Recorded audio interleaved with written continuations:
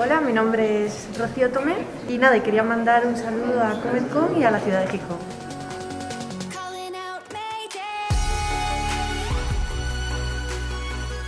Primero daros la bienvenida a todas y a todos a esta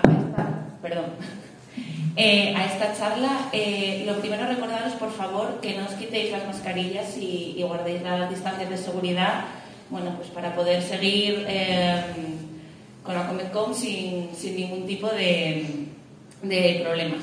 Yo soy Clara Sierra, directora general de Juventud, Diversidad Sexual y Derechos LGTBI del Gobierno del Principado de Asturias, y a través del Carne Joven pues nosotros colaboramos con la organización de la Cometcon, pues porque nos parece un evento muy interesante, nos parece un evento referente para la juventud asturiana. Y bueno, aunque este año pues no puede ser tan multitudinario, ¿no?, como otros años, esperemos que en años venideros pues vuelva a ser ese evento que se celebra todos los años referente y al que acuden tantos y tantas jóvenes asturianas.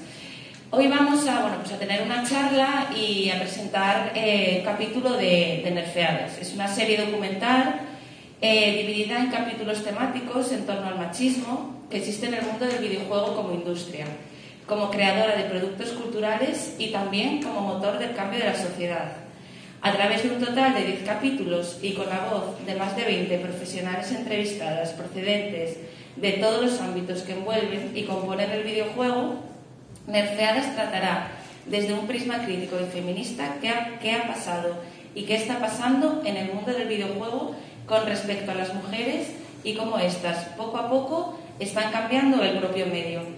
Es muy importante, ¿no?, que haya unos espacios de reflexión, porque aunque sabemos que el machismo existe en toda la sociedad, en todos los ámbitos, pues está bien, ¿no?, pues pararnos a reflexionar pues qué está pasando en el mundo del videojuego, ¿no?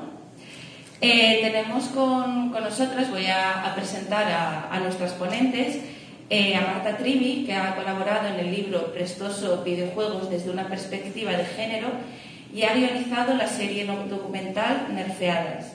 A Marina Amores, que está en la pantalla, graduada en 2014 en Comunicación Audiovisual en Barcelona, ha trabajado en Eurogamer.es, en Playground y en varias empresas del sector del videojuego, y como periodista de videojuegos en revistas físicas. A Rocío Tomé, que es desarrolladora de videojuegos y cofundadora de la asociación Defendex, y a Laura González Fernández, desarrolladora y parte de la junta directiva de la asociación Fendex. Les daré ahora la palabra a ellas pues para que nos presenten este documental, nos den su parecer, nos hablen de la producción y luego pues visualizaremos uno de los capítulos. Muchas gracias. Marina, ¿quieres empezar tú? Yo tengo el PDF. ¿O empiezo yo? Yo te diría casi que empieces tú, porque como yo no puedo ver el PDF, yo confío en ti para hacer la presentación que ya hemos hecho muchas veces. Está bien, haces bien, confía en mí. Para esta presentación en concreto, vale. Vale, pues te voy a poner pequeñita y pongo la presentación que está aquí y aquí. Vale. Uy. ¿Me escucháis bien? No, ya está, no importa.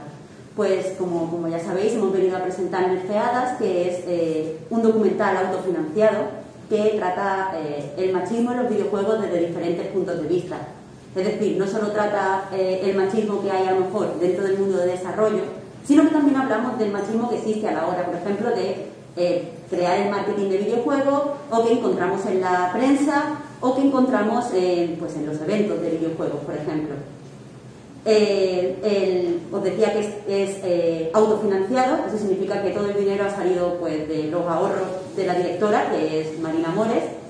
Yo me he encargado un poco pues del guión, de dar un poco de estructura a las entrevistas que ella había hecho, que como han dicho antes son más de 20 profesionales las que aparecen. El diseño y la animación del principio pues se ha encargado Kirbaja, Andrea Rodríguez.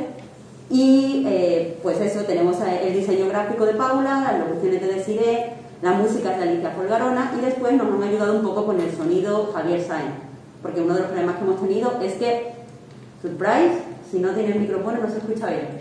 Y es algo que hemos aprendido a las malas. Pues eso, lo que os decía.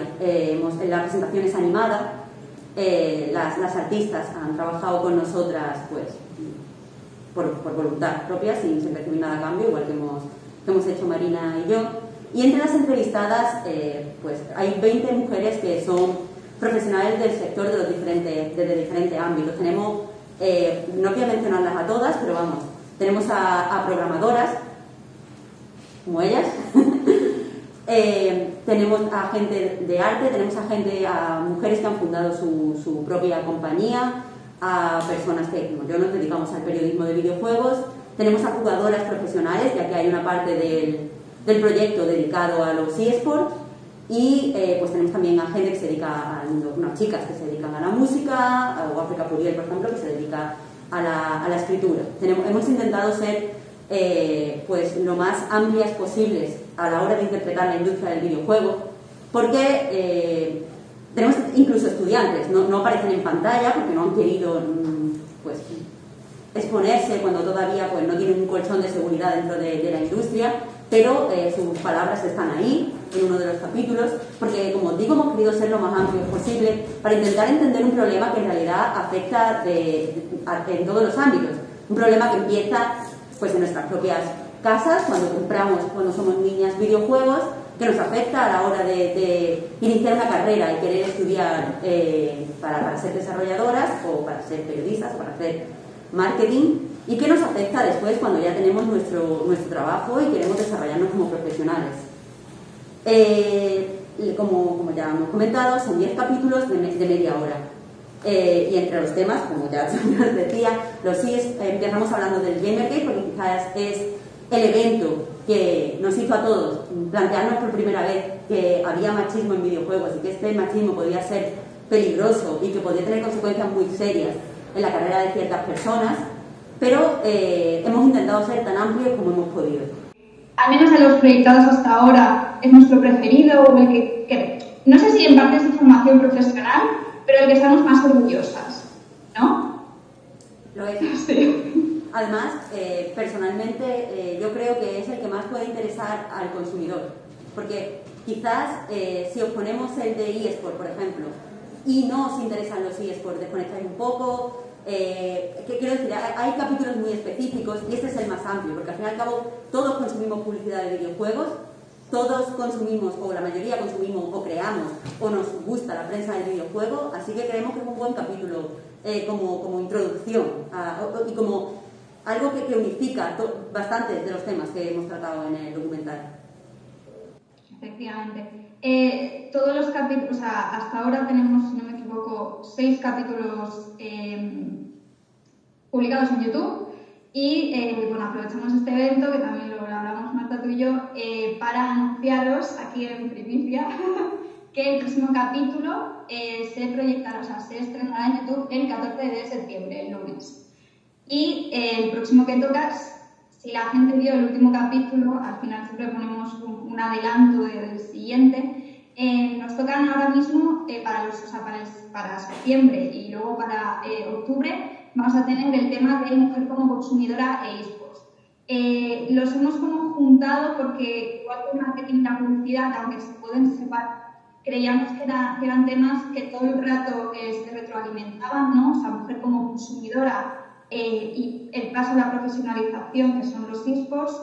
Entonces pensamos en que eran dos temas muy amplios, pero que no se podían separar en sí. Entonces, por eso son dos partes, igual que hicimos con mujeres desarrolladoras, mujeres en desarrollo, que encontramos que era un tema tan amplio y teníamos tantos temas que tocar que lo separamos en dos partes, pues como aquí hacemos lo mismo, ¿no? Mujer como consumidora e eSports van a ir juntos, pero hay tanto material que habrá dos partes. Pues pongo el capítulo. ¿Prefieres una...? ¿Queréis añadir algo al capítulo? Vosotras lo habéis visto, creo. No, pero nos podemos sentar para verlo, ¿no? Es súper incómodo, porque se está terminando para que no se trae aquí. Marina, pues voy a poner el capi. Nos vemos en media hora. creo que es pertinente, o sea, el documental lo grabamos en verano del 2019, bueno, esa es la parte en la que yo estuve, que estuviste antes, Marina estuvo todo el 2019 ya, pero vamos, el caso es que lo grabamos en el 2019, lo estamos presentando ahora, y evidentemente el cambio mayor con respecto a cuando grabamos a la actualidad es que estamos en las puertas de una nueva generación, y eso trae consigo extra de publicidad. Entonces, por actualizar un poco la conversación, me gustaría preguntaros a todas ¿cómo estáis percibiendo la publicidad en esta nueva generación? ¿Cómo estáis percibiendo pues, el trabajo de la prensa de cara a pues, la salida de PS5 y de Xbox Series X? Lo único que me llama la atención es que cuando buscas lo que es la parte técnica, los teraflops y los flops y los flops, siempre son masculinos. O sea, cuando te pones a ver realmente la parte más mecánica de las cosas o de la publicidad, de ese tipo de información, siempre me pasó que es en masculino. Y es algo que me llama la atención porque realmente cuando vemos una nueva generación yo miro cuándo va a salir para ir ahorrando, qué juego me voy a comprar de salida para ir ahorrando aún más y vendiendo mi alma a alguien ya. Y luego, ¿qué me va a aportar? Porque realmente hoy en día pues tienes un PC potente y tienes 40.000 plataformas de juego y buscas qué te va a aportar. Y cuando vas a mirar ya la parte técnica para ver un poco, bueno, hasta dónde puede llegar la generación, te das cuenta que siempre va en masculino. Esa parte siempre va en masculino, pero nunca me he encontrado, que habrá en algún sitio, yo siempre tengo fe, que esa parte o la escriba una mujer o vaya en femenino en algún momento. O sea, que hay algún momento en que te digas o neutro siquiera. O sea, siempre son hombres, sobre todo cuando son vídeos que desmontan las máquinas o te enseñan un poco la parte más técnica que puedes comprar para las teles que van mejor, porque cómprate este efecto, o sea, cómprate este home cinema que va mejor. Siempre son hombres, toda esa parte tecnológica. Yo ahí me gustaría decir que, evidentemente, probablemente los medios y las empresas tengan gran parte de la culpa de esto, pero por la experiencia que yo tengo, también me pongo la piel de la chica que nos ofrece hacer ese vídeo presentando las características técnicas de lo que sea y que no quiera hacer eso porque la van a limitar en un vídeo técnico. Los comentarios se van a llenar de comentarios diciendo que simplemente es una modelo o que le han hecho el guión o que no tienen ni idea de lo que sabe o van a intentar va a haber como una hipervigilancia todo el contenido que diga para intentar pillarla en algo. Esto no es un directo, por supuesto, ¿no? Entonces, sí que yo respecto a que las organizaciones y los medios dicen que darnos más visibilidad en esto y que también estamos para la parte técnica y tecnológica, pero a la vez entiendo que pocas se quieran poner delante de una cámara, por ejemplo, a hablar de esto, porque bueno, es quizá por la parte en la que más se nos controla o más se nos juzga más. Y luego, por otra parte, con la pregunta de Marta, yo estoy pensando, por ejemplo, en cómo se está presentando o está haciendo como el marketing de Play 5. Yo me enfadé bastante en la presentación, la gran presentación de junio, donde al final enseñaron el aspecto de Play 5. Y si la presentación que duró hora y media, 2 horas, o sea, fue una presentación larga, presentaron como 25 juegos, y la gracia era en parte que intercalaban esa presentación de nuevos juegos, de gameplay, de trailers, con desarrolladores hablando sobre juegos. Esto es algo muy habitual desde hace años. Y creo que hasta la hora y media no vi a una mujer desarrolladora hablando 5 segundos de su juego, ¿no? Eso es muy fuerte que siga pasando en 2020 con todos los toques de atención de toda la comunidad pidiendo pues espacio, ¿no? Y digo mujeres, pero sinceramente, casi culpa mía, no recuerdo el tema de racializada, por ejemplo. Pero a favor, o el punto positivo es, por ejemplo, el último vídeo que sacó Sony para 10 días, no era más, presentando, era el primer spot publicitario de Play 5 que se puso en todo el mundo, lo protagonizaba una chica racializada. Entonces, bueno, o sea, igual que digo lo malo, pues también digo lo bueno, hay un avance. Por supuesto, el marketing sigue bastante protagonizado por hombres blancos heteros, ¿no? O, por ejemplo, yo estoy expectante de, igual que hemos visto pues, alguna pareja hetero en un anuncio delante de la consola, ¿no? de la pantalla, en el salón, ¿cuándo vamos a ver una pareja claramente jugando, ¿no? O cuándo vamos a ver pues eso, más gente racializada. Entonces, queda mucho por hacer, pero por ejemplo, el último spot de Play 5, pues a mí me dejó un sabor de boca. Sí, es cierto, aún así has recibido bastantes críticas de se quieren apuntar la medallita desde Sony, o sea, cuando... Sí, a ver, el pinkwashing yo no dudo que esté ahí. Sí, y es lógico, es un tema bastante complejo, quiero decir, hay hombres machistas enfadados porque dicen que se quieren poner una medallita, hay mujeres feministas enfadadas porque se quieren poner una medallita, es complejo. Pero por retomar un poco el tema del documental, he visto, o sea, hemos mencionado bastantes veces cómo el marketing y cómo la publicidad apela directamente a los hombres como jugadores y los identifica como las personas a las que están dirigidas los videojuegos. Sin embargo, estamos aquí todas, nos dedicamos profesionalmente a los videojuegos, supongo que muchas de las chicas que están en el público seréis jugadoras, creo que todas.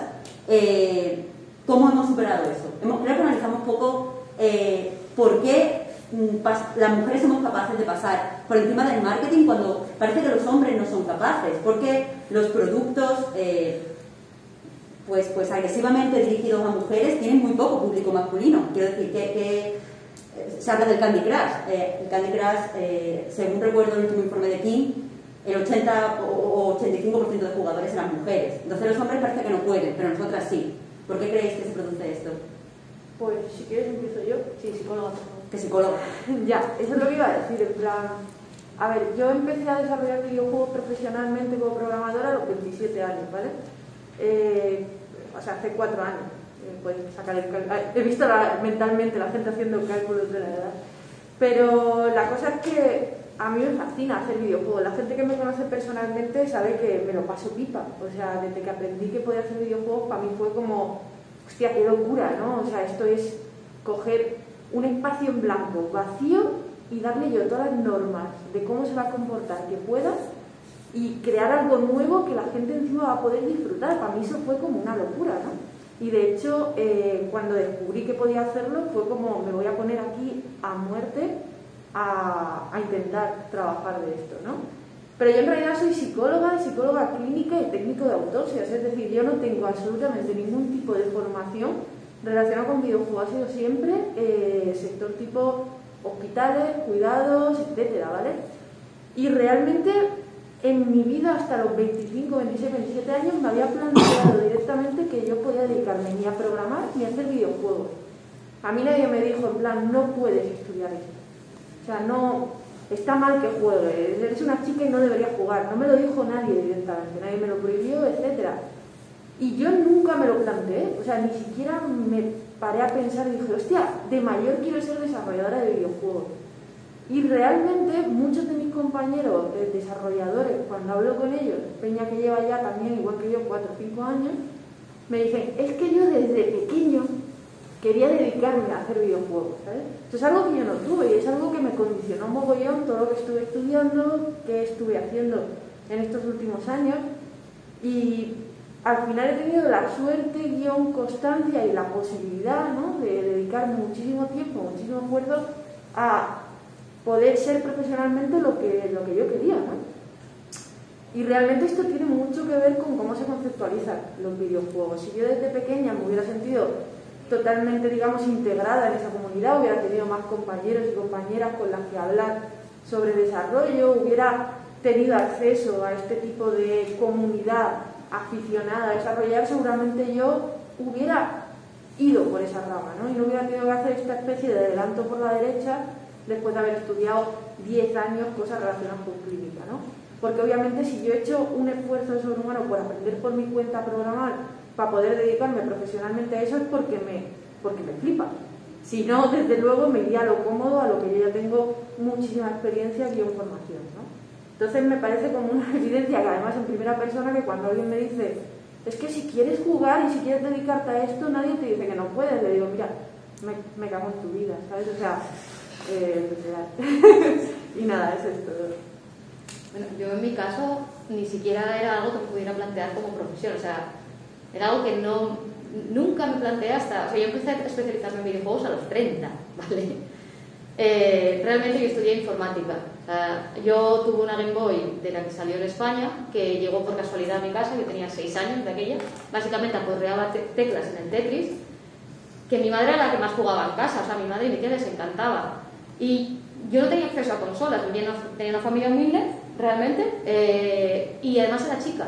Entonces, no era... Yo he pedido un ordenador, un perro y una consola a los reyes desde que sé escribir, ¿vale? O desde que mi madre me escribió las cartas. Pero no... Ninguna de las... No, pero lo he conseguido todo. O sea, me lo he pagado todo yo. Habemos perro. Había. Por desgracia, la pobre se fue, pero sí, lo he conseguido todo. Es una meta en mi vida que he conseguido. Entonces yo iba a casa de chicos siempre a jugar. Y de aquella jugabas pues a las consolas viejas que ellos te dejaban jugar, Atari y compañía, la NES. O sea, yo cambiaba patatas fritas por partidas a Nintendo 64. O sea, siempre digo, no, porque si no, no podía jugar. Porque además era la chica y la chica nunca jugaba primero, ¿vale? Era como el hermano pequeño en la relación siempre. Entonces era muy difícil que yo pueda acceder incluso a como consumidor. O sea, yo me apuntaba a todo lo que fuera maquinitas en general. O sea, yo estudié MS2 de pequeña, era cuando salía el Windows 95, todo esto, iba al colegio de las monjas que te dejaban gratuitamente usar los ordenadores, porque no tenía acceso a esa tecnología. Y como era mujer no se me incentivaba para que tuviera acceso a la tecnología. O sea, era algo que tú muñecas, o mi madre me toleraba los juegos estos de Mediterráneo, de aquella que eran de Micronova y cosas así. Eso todavía te lo podían permitir porque era como de intelectuales, ¿vale? Pero las consolas eran de niños. A mi alrededor eran todo niños. Todo lo que jugaban a mi alrededor eran niños. No había ninguna niña con la que yo pudiera jugar. O engañaba a mis amigas, que les cambiaba las partidas. O sea, juego un rato con vosotras a las Barbies y luego jugáis un poco conmigo. En aquella yo tenía una Play 1 al Groove Shark, que era uno de bailar. Porque eso sí que entraban bien. Los que eran de plataformas, de bailar, conseguía siempre engañar a alguna compañera para que jugara conmigo. Entonces nunca tenía ese acceso normalizado ni a consolas ni a tecnología siquiera. Cuando he decidido de qué trabajar, en mi caso yo tenía dos vertientes muy además separadas, era veterinaria o informática, ¿vale? Porque me gustaba, soy de campo y me gustaban los animales, o la tecnología, porque yo desde que vi Tron, la de los 80, me flipó y dije, ¡buah! Esto es la caña. Empecé programando en Basic en aquella época, o sea, muy antiguo, todo muy viejo. Dije, yo quiero trabajar programando sistemas, tocando ordenadores. Y a mí en mi casa, que yo considero que mis padres siempre me han apoyado porque me ven muy loca y me apoyan en todo, les resultaba raro, les daba miedo. El primer año del módulo que hice, en el primer año creo que éramos 3 chicas, en el segundo ya era yo sola. En los demás cursos, como mucho, tenía una compañera, porque fui formándome poco a poco. Cuando estudié microinformática, que es reparación de equipos, era yo la única chica.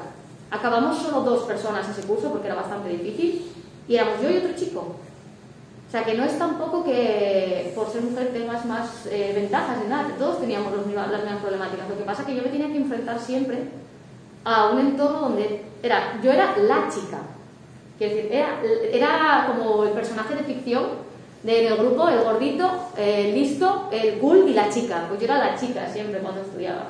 Y sin embargo yo, estudié informática, trabajo de programadores hace muchos años, luego me metí a videojuegos porque conocí Fendex y conocí más gente que jugaba a mi alrededor y me animé. Pero se me cuestionaban muchísimo mis decisiones en cuanto a meterme en ese sector. A mi madre casi le vuela la cabeza. ¿Cómo que vas a dejar un trabajo fijo por meterte a hacer jueguitos? Sin embargo, mi primo pequeño no. Mi primo pequeño le saco 4 años, o sea que tampoco hay una diferencia de generación tan grande. Él es informático y nadie le dijo nada. O sea, él jugaba en las mismas consolas que yo, no hubo problema. Tenía ordenador, no hubo problema. Quiso estudiar informática, una ingeniería, lo normal. O sea, no es que a mí no se me negara, como decía Rocío, no estudies eso. Mi madre tenía miedo, mis padres tenían miedo, ¿estás segura? O sea, era más, no una falta de apoyo o una manera de reñirte o decirte no hagas eso, sino, ¿estás segura que vas a hacer eso? Claro, es que así es como se hace en realidad cuando hablamos de los roles de género, tus padres no te dicen te prohíbo, o la mayoría de las ocasiones, te prohíbo jugar con legos, toma un nenuco, pero sí se dirige de forma sutil. No es casualidad que, bueno, estamos aquí, creo que tu caso no es, Marina, pero nosotras tres que estamos aquí, yo tampoco, aunque me dedico al periodismo de videojuegos, soy periodista, porque estudié ciencias del mar y ciencias ambientales, porque es lo que a mi familia le parecía bien. Pero también es cierto que crecí jugando con pocas consolas, porque las consolas que usaba eran las que le regalaban a mi hermano pequeño, que no le gustan los videojuegos, ni el cine, ni nada, porque le gusta el fútbol, pero a él le regalaban consolas y a mí no. Y a él le regalaban películas y a mí no. Y a él le compraban tal y a mí no. Y eso ya te indica que es para ti y que no es para ti, y que puedes decir que quieres hacer y que tienes que esconder. A lo mejor no esconder como, guau, mi madre me va a pegar una paliza si me ve jugando, pero es algo que no puedes compartir con tu familia y es algo que no puedes desarrollar tanto como quisiera. Igual que ellas, yo empecé tarde a dedicarme al periodismo de videojuegos. Un ejemplo, no sé si algunos conocéis la página de trabajo, pero somos tres, uno de mis compañeros, Víctor Martínez, tiene exactamente la misma edad que yo. Nos llevamos literalmente 2 meses. Él lleva años escribiendo, tampoco es periodista, lleva años escribiendo de videojuegos, yo llevo menos. Porque él siempre ha podido moverse en los círculos en los que tenías que moverte para dedicarte al periodismo de videojuegos, y esos círculos no podía acceder con tanta facilidad. Entonces yo tenía que desarrollar un perfil totalmente diferente y llamativo para poder dedicarme a eso. No podía hacer lo que estaban haciendo todos los demás. Entonces, creo que muchas veces cuando hablamos de bueno, es que han incorporado una chica, o buscan incorporar una chica, o tiene que ser la nueva redactora mujer, se quiere decir como un término despectivo, que han contratado por ser mujer. Pero yo lo quiero reapropiar. O sea, sí, a mí en Anai me han contratado por ser mujer, y porque soy mujer tengo un perfil totalmente diferente al resto de hombres que podrían haber contratado, o veo los videojuegos de una forma diferente, o al menos distinta a mis compañeros mismos. Pues eso es lo que decíamos, hemos tenido que superar una serie de barreras que por su sutileza son bastante complicadas de ver y después de superar. No sé cómo lo ves, Marina. Que yo si empiezo a hablar aquí no paro. A ver, en mi caso es diferente, pero a la vez muy parecido al vuestro. O sea, yo tuve la suerte que desde casi que yo nací, mi padre pues le dio igual mi género, y como a él le gustan los videojuegos, me puso delante de un ordenador. Y de ahí pues que hoy, a día de hoy, pues siga jugando a videojuegos. Lo que pasa es que yo tuve la mala suerte de que hasta los 18 años fui a un colegio femenino, y entonces yo no socialicé con chicos hasta entrar en la universidad. Eso significó que yo jugué a videojuegos hasta que tenía edad para hacer cosas con mi padre, ¿no? Entonces, y aparte, pues a mí como nos habrá pasado a muchos, también por el tema del dinero, por el tema, bueno, es que la brecha del tema del dinero es algo de lo que se habla poco, ¿no? Pero la cuestión es que, claro, yo solo jugaba lo que mi padre me traía. Pues si hoy traía el Doom, pues se jugaba al Doom. Si traía una aventura gráfica, pues se jugaba la aventura gráfica, y luego de hecho Empires, ¿no? Entonces, más o menos hasta los 10-12 años, yo estuve jugando a los videojuegos que evidentemente me traía mi padre. Yo nunca pude estar dentro de una comunidad. Para mí jugar a videojuegos era algo que yo hacía o en la intimidad o hacía con mi padre. Tanto fue así que yo en algún momento intenté llevar algo del Monkey Island al colegio, y recuerdo como que nadie entendió que yo intentara contar chistes o que intentara explicar algo del Monkey Island. Entonces, para mí eso fue como la primera y la última señal de que yo no podía compartir que yo jugaba videojuegos en mi tiempo libre. Una vez intenté hablar de videojuegos en el colegio y se me rechazó. Entonces, para mí fue como la advertencia de que los videojuegos, a mi entender, era algo muy, muy de nicho y que casi nadie jugaba videojuegos. Estoy hablando de los 90, imaginaos. Y entonces, claro, pues cuando dejé yo de tener tanta relación con mi padre, porque pues, la gente crece, ¿no? Cuando te haces adolescente no quieres hacer cosas con tus padres, prácticamente dejé de jugar a videojuegos. Mi padre me dejó de traer videojuegos, y yo no tenía una comunidad. Yo no sabía que había revistas de videojuegos, yo no sabía que había gente que le gustaba videojuegos, yo no sabía que había foros de videojuegos, yo no sabía que al resto del mundo le gustaban los videojuegos, ¿no? Entonces yo no tenía ninguna manera de informarme, yo no tenía ninguna manera de saber qué nuevos títulos salían, y aunque los hubiese tenido, yo no tenía dinero para comprar videojuegos. Entonces la realidad es que pasé prácticamente 10 años sin jugar a videojuegos. Y esto es un lastre que yo todavía estoy pagando, sobre todo a la hora de hacer mi trabajo, porque es como, ¡oh, no has jugado a tal Final Fantasy no sé qué! Y es como, no, nunca tuve una consola pese a que la pedí, porque mi padre solo tenía el ordenador y era lo que había, ¿no? Y segundo, yo nunca tuve una comunidad, nunca tuve unos amigos. Es decir, mis colegas siempre han tenido colegas a los que iban a casa de alguien a jugar a videojuegos, aunque no tuvieran ese juego, ¿no? O tenían ese foro, estaban en esa comunidad, jugaban en el patio, se informaban, tenían una cultura del videojuego que yo nunca pude desarrollar porque era una niña en un colegio de niñas. Y ese gap que yo tengo generacional de que pues a día de hoy tengo que estar poniéndome al día jugando juegos de hace 15 años o de hace 20 años, a mí me pasa factura. Y lejos como de poder yo ofrecer una perspectiva de cómo es vivir un gap, una brecha o un hueco, un salto de 10 años sin jugar a videojuegos porque en tu ecosistema no se te permitía, lo que hice nada más empezar a dedicarme a videojuegos tuvo que ser lo contrario, tuvo que ser esconder eso, avergonzarme mucho e intentar suplir dando el 150%, intentar suplir ese desconocimiento o esa falta de cultura que tenía de ese cacho de la historia del videojuego o de esa época del videojuego, ¿no? Cuando ahora me doy cuenta que no tenía que avergonzarme, sino que es importante explicar que un montón de mujeres estamos en una situación que no hemos podido vivir los videojuegos como han podido vivir nuestros compañeros, y también puede ser interesante explicar cómo lo hemos vivido nosotras y cómo ahora, con esa visión y con ese contexto y con esa perspectiva,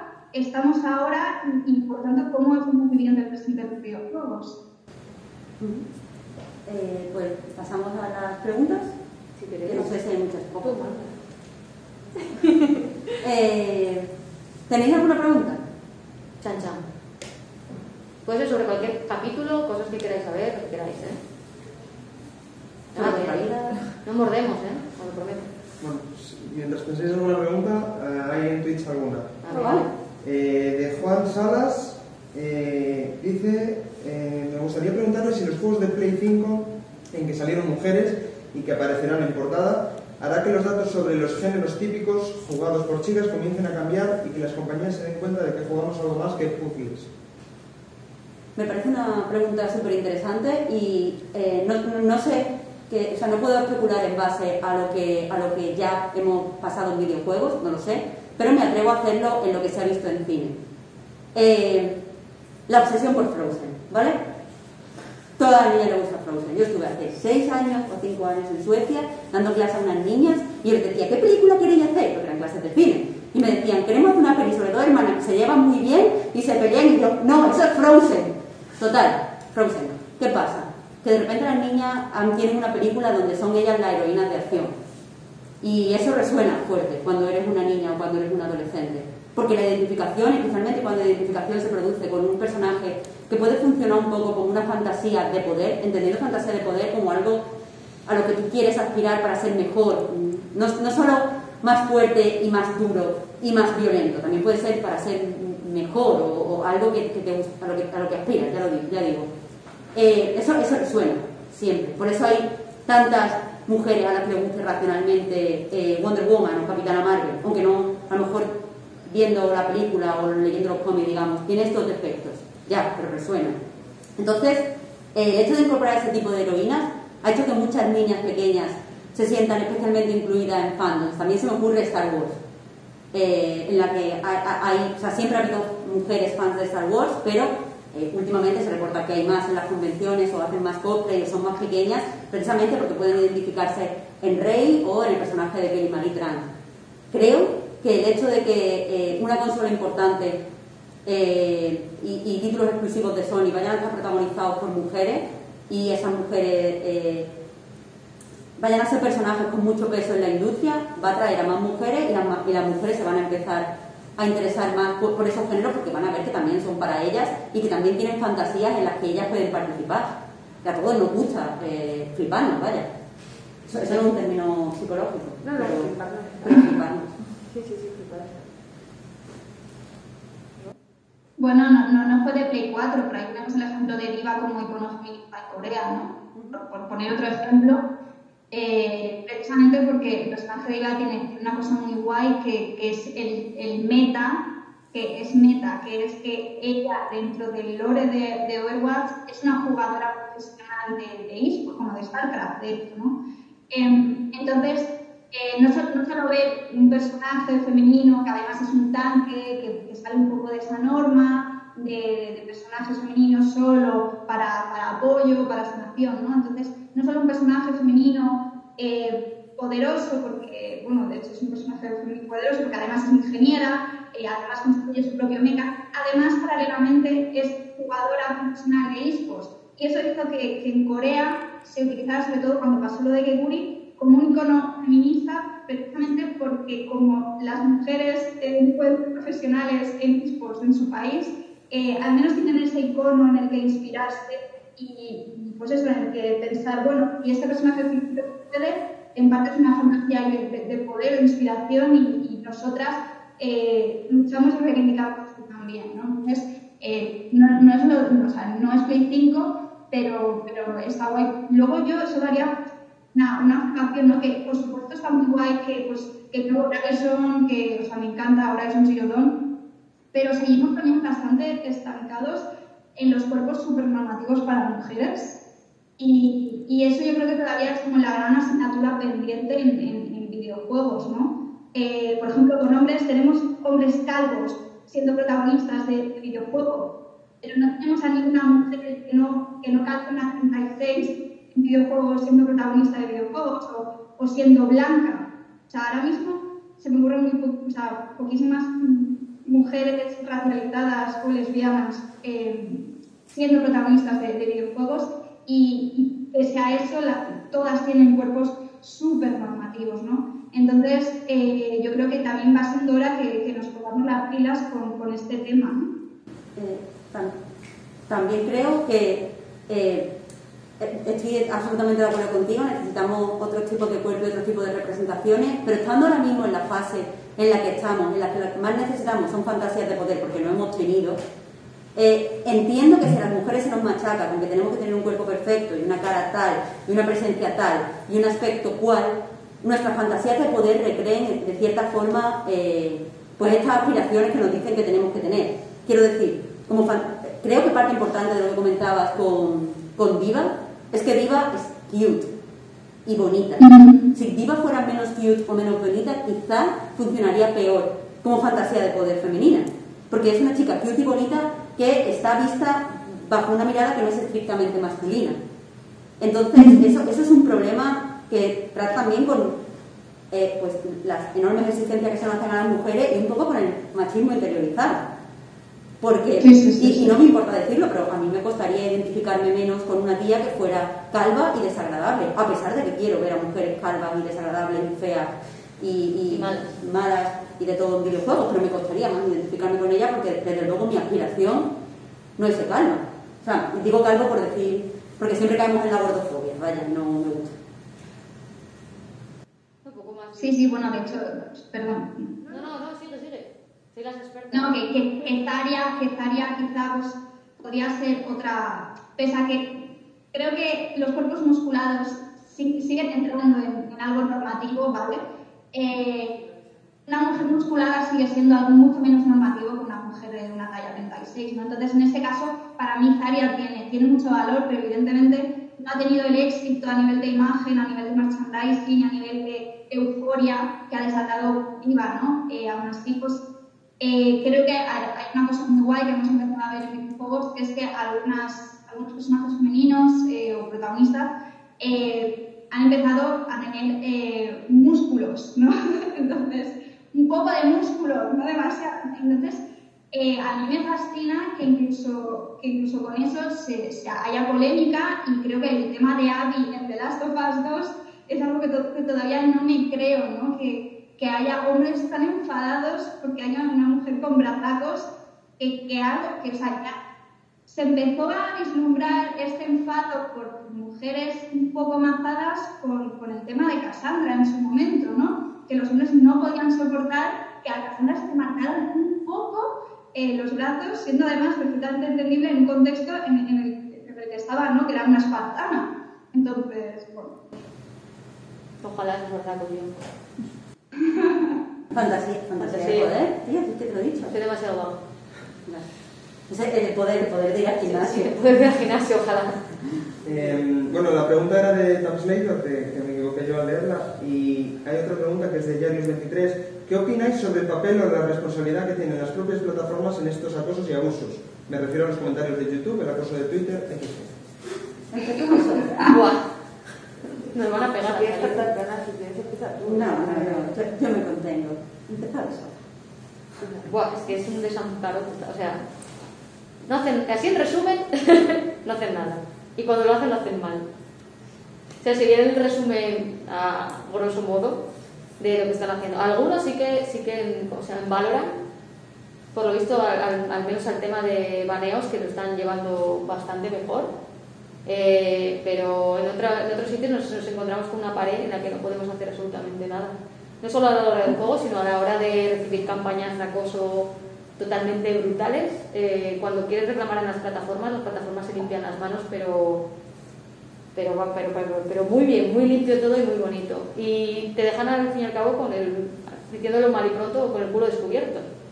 Te sientes completamente invalidada y sin poder ni siquiera casi quejarte, porque si te quejas, encima luego te viene otra nueva ola de decir te estás quejando por nada, todos nos insultan cuando jugamos videojuegos. Vale, pues en mi caso voy a intentar no decir palabrotas y tal, porque a veces se me va un poco, pero bueno, la cosa es que yo creo firmemente en que toda persona que crea algún tipo de contenido, ya sea como divulgador, youtuber, prensa, desarrolladora, etcétera, mueve personas, lleva una comunidad y debería ser responsable de esa comunidad, al menos, si no legalmente, moralmente, en el sentido de, joder, son las personas que están consumiendo lo que tú estás haciendo. Si entre esas personas hay, por ejemplo, una mujer y esa mujer se la están linchando el resto de personas de esa comunidad que has creado, yo la verdad es que no sería capaz de mirar para otro lado. Y el 80% de medios, guión, juegos, etcétera, miran para otro lado en estas cosas, se mojan por la parte privada, incluso pueden venir personalmente a alguien como yo a decirme qué movida lo que está pasando aquí, ¿no? Qué pobrecita lo que le está pasando, y es como, cabrón, está pasando en tu medio, está pasando en tu juego, haz algo. O sea, si no lo puedes hacer tú, que eres la persona que está moviendo esa comunidad, o persona o entidad, ¿no? ¿Qué pretendes? ¿Que lo haga el resto de personas? ¿Quieres que vaya yo a decir, joder, qué mal lo que le está pasando a esta chavala y quieres quitarte tú toda la responsabilidad? Pues no. Más que nada porque si de verdad le tienes algún tipo de cariño a la comunidad que deriva de tu producto, tienes que cuidarlo absolutamente a todos. Y yo no dejaría, igual que si tienes, yo qué sé, 14 animales o 14 personas a tu cargo y a una le están dando collejas, pues vas a ayudarle. Pero no, o sea, parece que es que quieres tener contento a la turba del 95% de las personas que componen tu público, cuando realmente ese 5% lo está pasando mal, y a lo mejor en lugar de ser un 5% que cada vez más pequeño porque se le está tratando mal, podrías tener a un montón de gente mucho más felices, creando comunidades de verdad de colaboración y creando entornos mucho más sanos, ¿no? Pero es muy fácil mirar para otro lado y hacer caso a la gente que luego se queja de que lo estás haciendo solamente por crear agenda o lo que sea, ¿vale? Y a mí me enfada un montón. Y el tema de eludir responsabilidad y luego ir con la boquita pequeña a decir yo abogo por la igualdad, lo que pasa es que se portan mal aquí los consumidores de mi producto, me parece la cosa más irresponsable que se puede hacer como persona que crea contenido de cualquier tipo. Y bueno, a ver, a nivel de... Un momento. Sí, sí. Pero te he visto. Sí. Es una pregunta, Marina, que tú no ves. A nivel de plataforma, las plataformas no son imbéciles y tienen en su plantilla un montón de ingenieros. Según escribe Zoe Quinn en su libro Class Override, es posible detectar cuándo va a haber una ola de acoso y contra quién. Perdona Marina, pero bueno, hace menos de un mes mi compañera Marina sufrió una ola de acoso que era absolutamente previsible. Era tan previsible que ella me mandó un mensaje y me dijo, Ya verás la que me va a caer porque una youtuber me va a hacer este vídeo. Igual que se daba cuenta ella, se podía haber dado cuenta Twitter de que eso estaba formando una tendencia, que esa tendencia no era buena y de dónde venía. ¿Qué hizo Twitter? Nada. Absolutamente nada. Y lo va a hacer, vaya. Eso significa que o te comes ese acoso, cosa que no todo el mundo puede hacer, mi compañera Marina sí, yo por ejemplo soy muy sensible y normalmente me voy de las redes. Lo único que puedo hacer a lo mejor es, pues, sí, o dejarlo pasar e irte, o quedarte pero dejándolo pasar, o tomar acciones legales, o lo que sea, porque las plataformas no hacen nada. Todo el tiempo se nos intenta decir que gestionar el acoso es responsabilidad nuestra.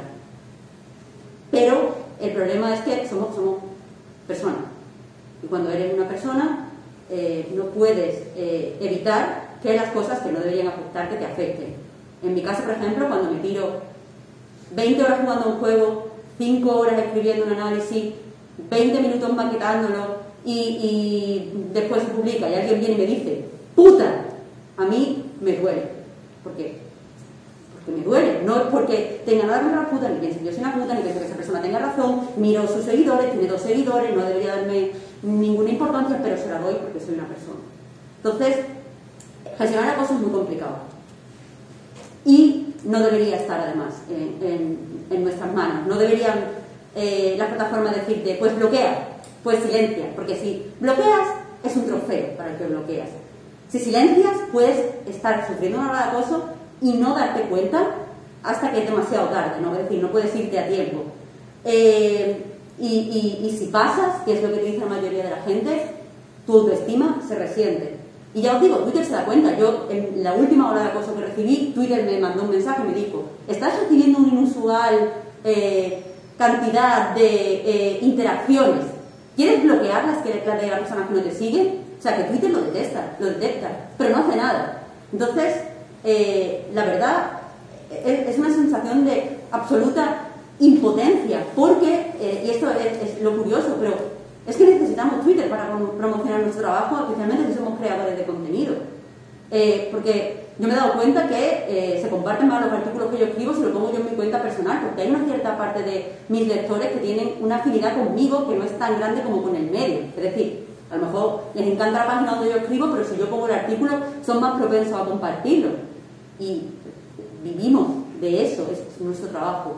Entonces, y lo mismo, en Facebook lo conozco menos, pero entiendo que por el libro de Zoe Quinn, que es muy similar. Entonces, no sé cuál es la solución, porque no soy ingeniera y no sé nada de programación y no sé nada de gestión de redes sociales.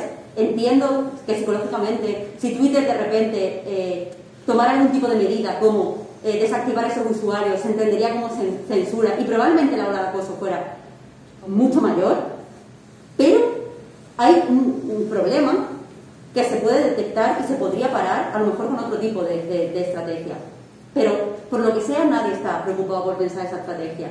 Y de mientras que pensamos esa estrategia, hay mucha gente que está dejando... O sea, hay una chica de la que hemos visto hoy que ha dejado de ser periodista.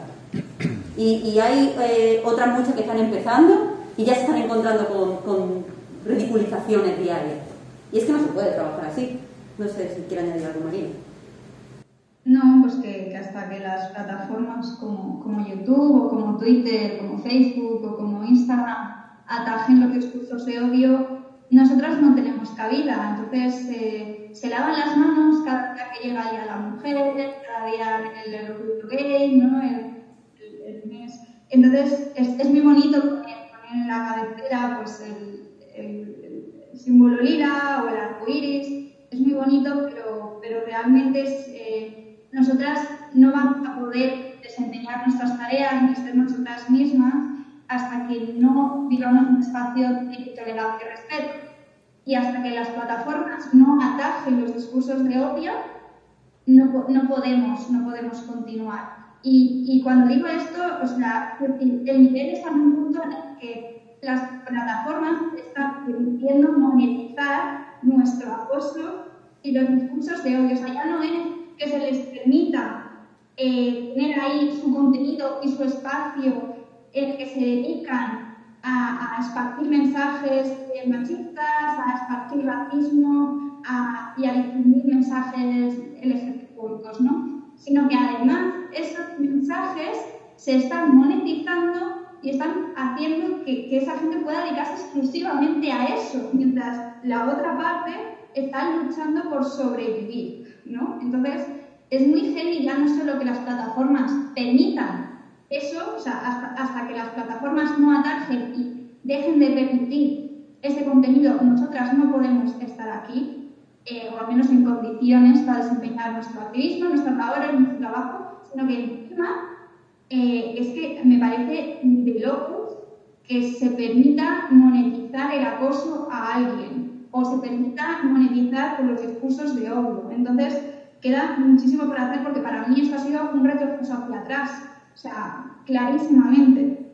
Y a mí, pues eso, por ejemplo, lo de Twitter, a mí, por ejemplo, yo creo que una de las maneras que ayudaría, porque el tema es que la alt-right destina mucho tiempo, muchos recursos, se organizan muy bien. Entonces, se hacen cuentas como que según una palomita, ¿no? O sea, que están cuántos correos tienen dedicados solo a hacerse nuevas cuentas. Entonces, tú eres una persona intentando lidiar con herramientas también automáticas, pero que no sirven de nada si esas personas se hacen una cuenta en cuanto les bloqueas.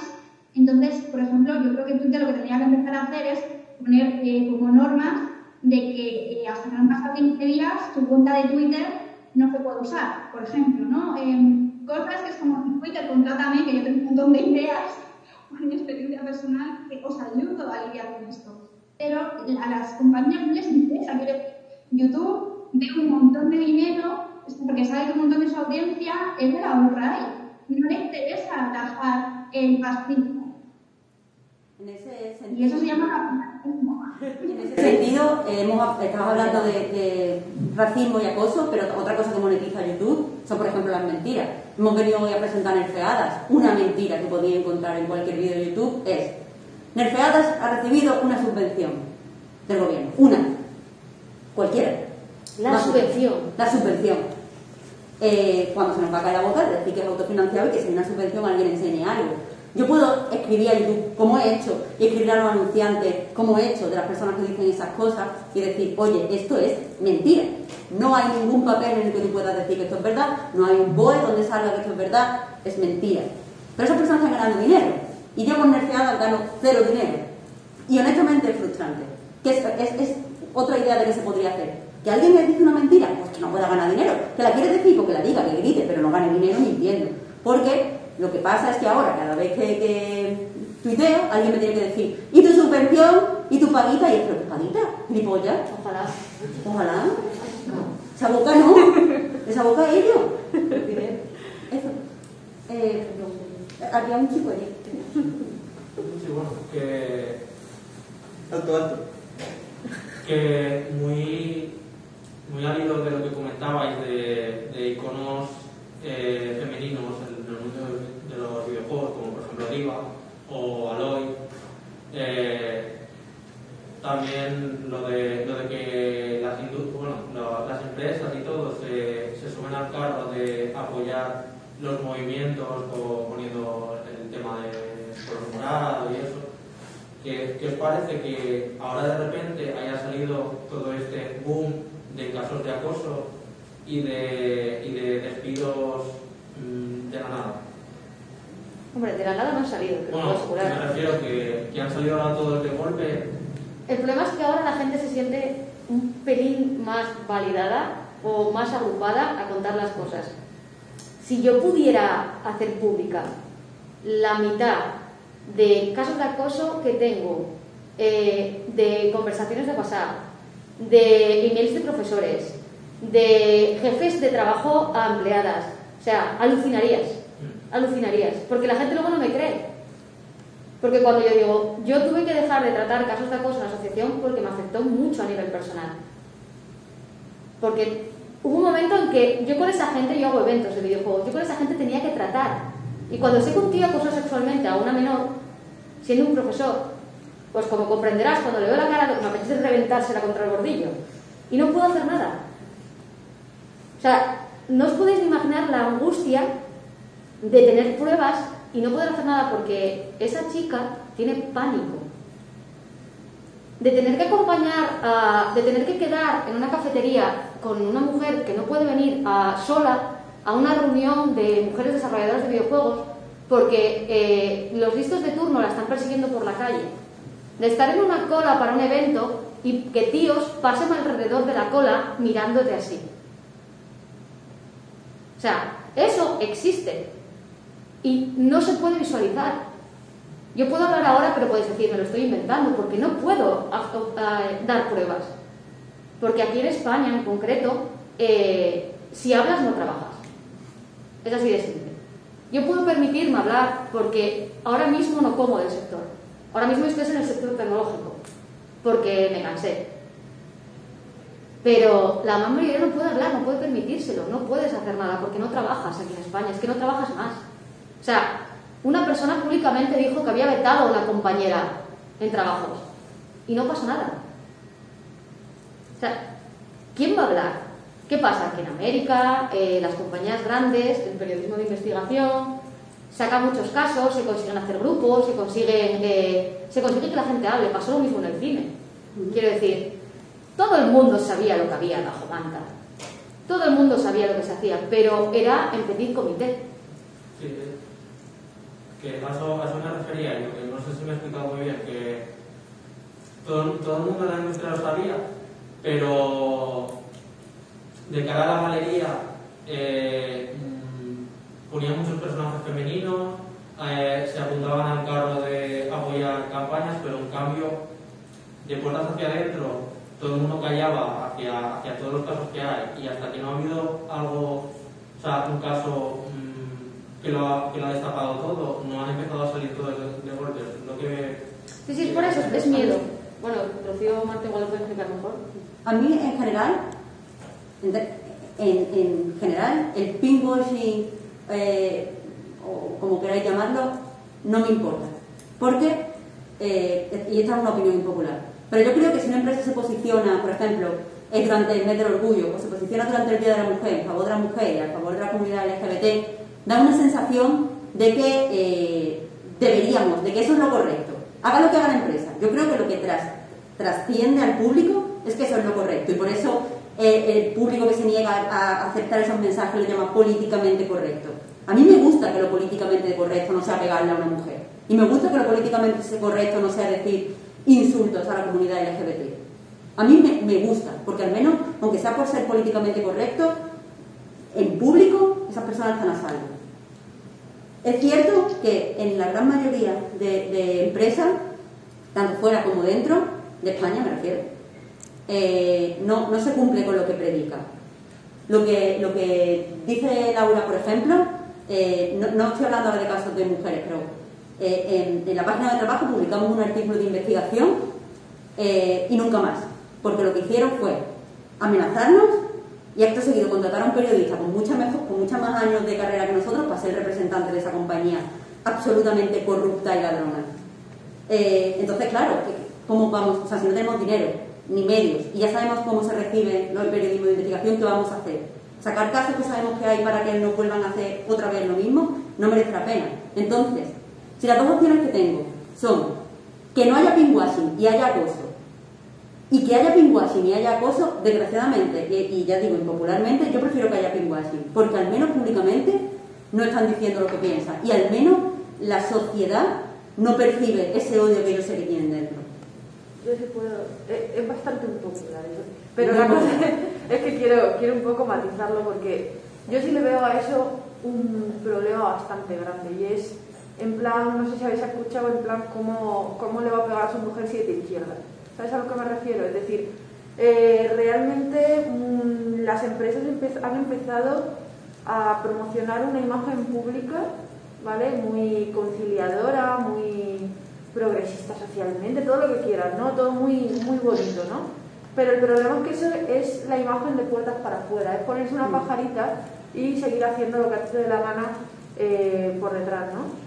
Entonces, el problema que tiene este tipo de pinkwashing, por decirlo así, es que crean una imagen corporativa de, por ejemplo, de igualdad, cuando a lo mejor las mujeres que están trabajando dentro de esa empresa no lo están sufriendo. Y obviamente si tú estás en una empresa que es manifiestamente sexista por el tipo de producto, campañas que estás realizando, a lo mejor tú te sientes un poco más legitimizada de decir, he trabajado aquí y son unos imbéciles. Pero si tú, por ejemplo, estás en una empresa que tiene fama de ser lo más igualitario del mundo, súper bueno con los derechos laborales, etcétera, ¿cómo vas a ser tú la que va a decir lo que has sufrido ahí? O sea, se te va a venir la gente, de hecho, en contra, argumentando un poco de que en los 3 últimos anuncios los protagonistas eran mujeres, que sí que valoran a sus trabajadoras, pero a lo mejor lleva siendo junior 14 años en esa empresa.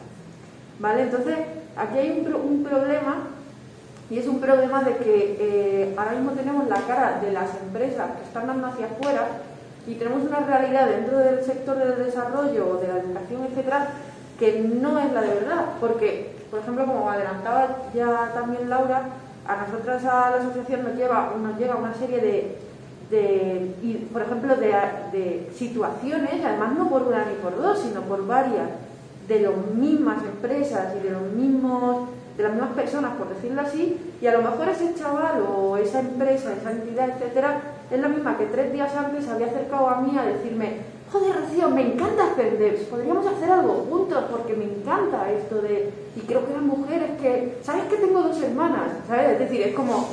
Hostia, era alguien que tú te has tragado totalmente su discurso porque tiene un discurso de ser majo en ese aspecto. Pero luego te encuentras a los 3 problemas que tienes por detrás, que encima tienen la responsabilidad de alzarse sobre alguien que tiene la imagen ya limpita hacia afuera, ¿vale? Que ha dicho a los 4 vientos que es súper inclusivo y realmente está haciendo barbaridades por detrás, ¿no? Hablaba de personas que vetan a videojuegos, son personas que han escrito artículos sobre mujeres en videojuegos. ¿Qué tienes ahí? Entonces, hay que tener cuidado. Es verdad que puestos a lucrarse una empresa mejor que lo haga, por ejemplo, con personajes diversos, etcétera, es decir, Overwatch podría haber metido 14 maromos, por decirlo así, y ya está. Aún así ha querido abogar por diferencias raciales, corporales, de diversidad LGTB y tal, y está ganando dinero con eso, pues hostia, mejor que gane dinero con eso. Pero realmente tampoco hay que tener un poco de cuidado con eso, ¿vale? Porque a veces se hace por imagen y a veces por no. Ya tengo que terminar, así que así se queda. Sí, a ver, creo que se ha entendido, ¿no? ¿Qué otra pregunta, no? Yo, lo que, más que una pregunta, lo que quería es añadir, porque es lo que habéis dicho todas vosotras. Y es que cuando una chica se mete en todo este tema de los videojuegos, la mayoría de los tíos lo que piensa es que somos unas usurpadoras que venimos aquí a meter la cabeza porque ahora está de moda. Y que dónde estábamos hace 10 años cuando éramos unos frikis que no nos tomaban en serio nadie. Yo ahorrando para Play. Yo no me voy a meter a contar mi experiencia porque es muy parecida a la Palestina de nosotras. Pero respecto al tema del acoso y cosas que ha sufrido Marina este tiempo, que ha sido una puntada muy gorda, es una mierda que encima, después de que una persona tenga que sufrir todo eso, la culpa sea de la víctima. No de toda esa gentuza que está o machacando a esa persona o por el otro lado, que me parece peor, callándose. Da la casualidad, voy a hacer un poco de publicidad. Yo estaba escribiendo un artículo para esta semana, de hecho lo leí un montón de veces porque me daba mucho miedo por escribirlo, porque no creí que se fuera a entender. Habla precisamente de todo lo que estáis hablando vosotras sobre el acoso. No es una cosa solo de internet o de la comunidad gamer. En los colegios también se sufre acoso, y el acoso generalmente lo hacen 2 o 3 personas sobre una, pero luego hay una clase entera, un colegio entero que se está callando la boca y está permitiendo eso. Y eso es lo que pasa también en la comunidad. Y igual no estamos de acuerdo con eso, y sí, los señores de Twitter se callan la boca, pero hay muchísima gente alrededor de esa comunidad que también se está callando. Igual estaba muy bien que toda esa gente que se calla me tira base. ¡Wow! Amén. Y por eso Devs y Women in Games y todas estas asociaciones que que trabajáis porque las mujeres digan, hola, estamos aquí, también importamos, se sigan manteniendo y sigáis lo que hicieron. Bueno, yo me meto dentro de defender, si me deja Laura. Porque eso es importante y lo estáis haciendo, así que